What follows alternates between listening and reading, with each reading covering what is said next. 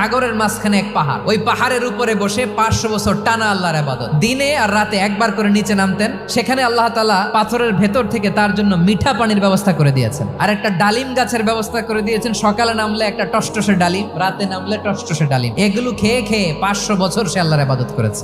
আল্লাহর দরবারে কিয়ামতের কঠিন ময়দানে যখন লোকটা হাজির হয়ে যাবে, আল্লাহ বলবেন 500 বছর ইবাদত করছে তো আমার দয়ায় আমার বান্দারে জান্নাত দাও। এই বান্দা বলে বালবি আমালি, আল্লাহ তোমার দয়া লাগবে কেন, আমি আমার আমল দিয়ে জান্নাতে যেতে চাই। আল্লাহ বলবেন তাই, ঠিক আছে, তোমার 500 বছরের ইবাদত এক পাল্লায় রাখো। আর আল্লাহ বললেন আমি যে দয়া করে সৌন্দর্য দেখার জন্য তোমারে 2টা চোখ দিয়েছিলাম, 2টা নয়, একটা চোখ আরেক পাল্লায় রাখো। রাখা হবে, দেখা যাবে ওই 500 বছরের ইবাদত হালকা হয়েছে, আর মুহূর্তের মধ্যে আল্লাহর দেয়া একটা চোখের নেয়ামত ভারী হয়ে গিয়েছে।